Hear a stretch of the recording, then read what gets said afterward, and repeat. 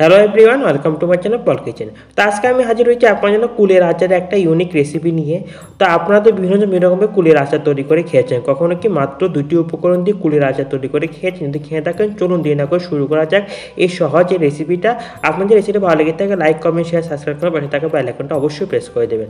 তো আমি এখানে এক বাটির মতো কুল নিয়েছি। কুলগুলিকে ভালো করে আমরা শুকিয়ে নিয়েছিলাম। এই শুকনো কুলগুলিকে জল দিয়ে ভালো করে ধুয়ে নেব, কারণ যখন আমরা কুলগুলিকে রোদের মধ্যে শুকোতে দিয়েছিলাম তখন বিভিন্ন রকম ধুলো বালো এর মধ্যে লেগেছিল। তার জন্য এগুলিকে ভালো করে জল দিয়ে এমন করে ধুয়ে নিতে হবে। এমন করে ঠিক করে না ধোন তাহলে কী হবে, এর থেকে ঠিক করে ময়লাগুলো বেরোবে না, আর সমস্ত ময়লা রান্না করার সময় চলে যাবে সবগুলো ভিতরে। এবার আমরা প্রত্যেকটা কুলকে এমন করে ফাটিয়ে দেখবো ভেতরটা ঠিকঠাক আছে কিনা, কারণ অনেক সময় এই কুলগুলো ফাটার ফলে এর ভিতরে ময়লা থেকে যায়। দেখুন, দেখতে পাচ্ছেন পুরো কুলটা কিন্তু নষ্ট। এমন করে আমরা সব কটা কুলকে এমন করে একটু ফাটিয়ে নিচ্ছি। আর আরেকটা জিনিস সবসময় মনে রাখবেন, কুলগুলো যদি এমন করে একটু ফাটানো না হয় তাহলে কি হবে, এর ভিতরে ঠিকঠাক করে আচার তৈরি করার উপকরণগুলো ঠিকঠাক করে ঢুকবে না, গুঁড়ো ঠিক করে ঢুকবে না। আমি এবার আরেকটা কুল ফাটিয়ে দেখাচ্ছি। দেখতে পাচ্ছেন এর ভেতরটা একদম পুরো নষ্ট। তার জন্য এমন সবসময় কুলগুলিকে এমন করে ফাটিয়ে নেবেন, তা না হলে কিন্তু এর ভিতরে ঠিকঠাক আছে কিনা আপনার বুঝতেই পারবেন না।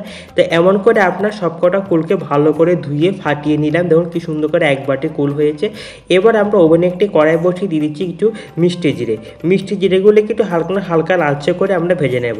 দেখতে পাচ্ছেন কি সুন্দর লালচে রঙের হয়ে মিষ্টি জিরেগুলো ভাজা হয়ে গেছে। এবার আমরা এগুলোকে নামিয়ে নিলাম।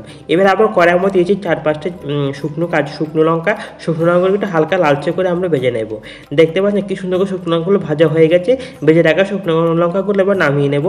আর এইদিকে দেখুন আমি মিষ্টি জিরাগুলোকে কি সুন্দর গুঁড়ো করে নিলাম। এবং ওভেনে একটি কড়াই বসিয়ে দিয়েছি পরিমাণ মতো জল, অল্প একটা জল দিলাম। এবার আমরা নিয়েছি, দেখুন দেখতে পাচ্ছেন কি সুন্দর আমরা গুড় নিয়েছি। এই আচার তৈরি করার জন্য গুড়ের কালারটা অবশ্যই নির্ভর করে, তাই ভালো মানের দেখে গুড়টা কিনবেন। গুড় যদি ভালো না হয় তাহলে কিন্তু আচারটা খেতে ভালো হবে না।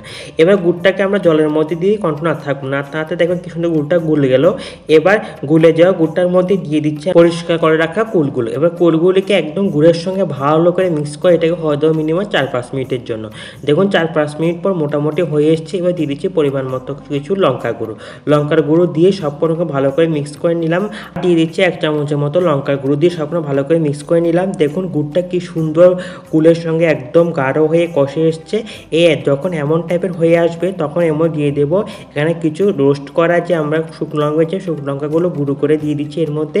আর এখানে দিয়ে দিচ্ছি আমি যে মোটা জিরেগুলো একদম গুঁড়ো করে নিয়েছিলাম, মিষ্টি জিরা গুঁড়োটা আমরা দিয়ে দিলাম এর মধ্যে। রোস্টেড করে মিষ্টি জিরা গুঁড়োটা দিয়ে সবগুলোকে ভালো করে মিক্স করে নিলাম। দেখুন কি সুন্দর আচারটা তৈরি করে গেলো। দেখুন কি সুন্দর গুড়টা আচার মানে কুলের সঙ্গে একদম ভালো করে মিক্সড হয়ে গেছে, আর আচারটা একদম পুরোপুরি তৈরি করা হয়ে গেছে। তো এই আচারের রেসিপিটা যদি আপনারা একবার বাড়িতে ট্রাই করেন না, জীবনে ভুলবেন না। এত টেস্টি, একবার তৈরি করলে বারবার খেতে ইচ্ছে করবে। তো এই সহজ উপায়ে রেসিপিটা আপনারা অবশ্যই বাড়িতে ট্রাই করবেন। কেমন হচ্ছে অবশ্যই কমেন্ট বক্সে লিখে জানাবেন।